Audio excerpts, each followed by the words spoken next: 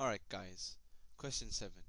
Now, questions involving long division are very easy to get marks on, but what most students end up doing is making silly mistakes. And that's something you should look out for, because with tons of practice, you can always nail these questions and get them right. So work through the questions very carefully, making sure you make no silly mistakes. Right. So the number we have here is 8386, and we have to divide this by 14.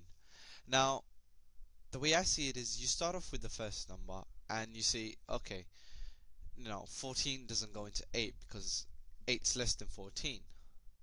Alright, fair enough. So then we move on to the next number, 83. Now, 14 does go into 83 because 83 is clearly much larger than 14. But how many times? The way I look at it is that, okay, 14 times 10 is 140, right? But 14 times 5 is going to be half of 140 because 5 times 2 is 10, right? So that's going to be 70. Just half the 14 and add a 0 at the end. But 14 times 6 is 84. Just add a 14 to the 70. But 84 is clearly greater than the 83 here. So the most 14s we can fit in 83 is just 5. So that's a quick tip on how to quickly work out how many 14s go into 83. Now, the next step is to write the 70 there, because that's how many 14s we fitted in, and that's what we got. And then you take away the 70 from the 83 to get 13. And the next step is to bring the 8 down here. And what this does is it gives you 138. Now, you have to figure out how many 14s go into 138. You already know that 10 lots of 14s go into 140. And 140 minus 14 is 9 lots of 14s, which is going to be 126. So the most 14s you can fit in here is 9, because the only number between 10 and 8 is 9. So then you write 126 right here. And again, you take away 126 from 138 to get 12. So you write the 12 down. And then, just like you did before, you bring your next number all the way down, and what you end up with is actually 126. Now, that number looks very familiar. Oh, and don't forget to put the 9 next to the 5 when you've taken away 126 from 138, because you know that's how many times 14 fits into 138, and you know the remainder is 12. So now that we've dealt with that, moving on, how many 14s go into 126? Now clearly you've already worked that out with 14 times 9, and you know only 9 14s go into 126, and there isn't any remainder, so you do not need to take away anything. This is a quick sort of summary of how to do long division questions. Obviously we are doing a paper, and I cannot do this in full detail.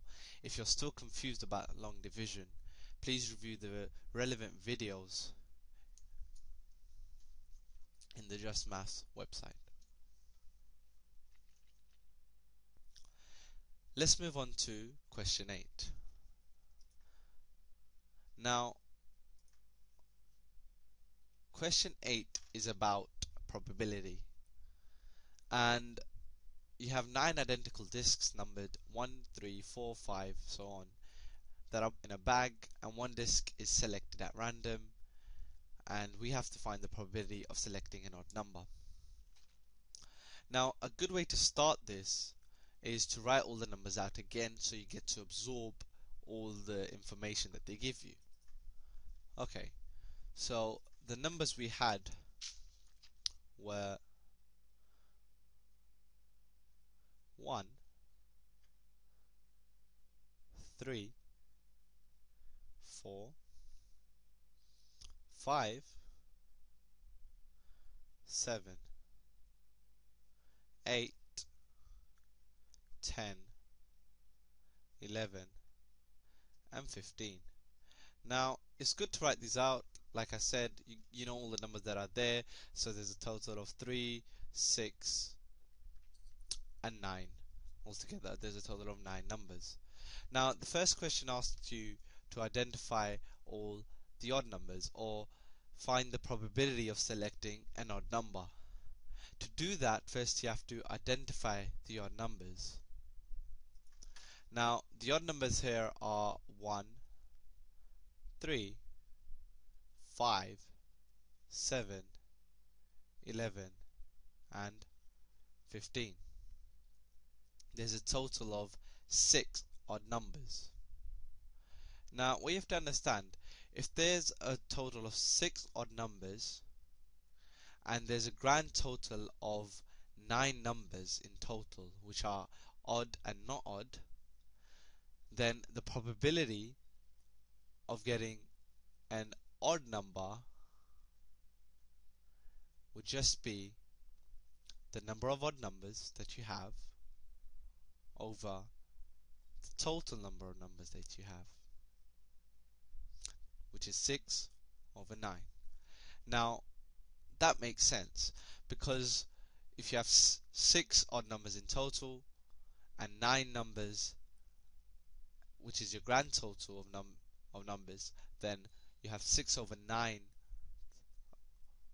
numbers which are odd that you can select. So the probability of getting an odd number is actually 6 over 9.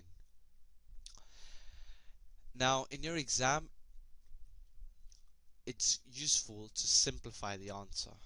This shows the examiner that you have a good idea of simplifying fractions. And since 3 goes into both 6 and 9, this can be written as 2 over 3. Okay, so pretty easy, right?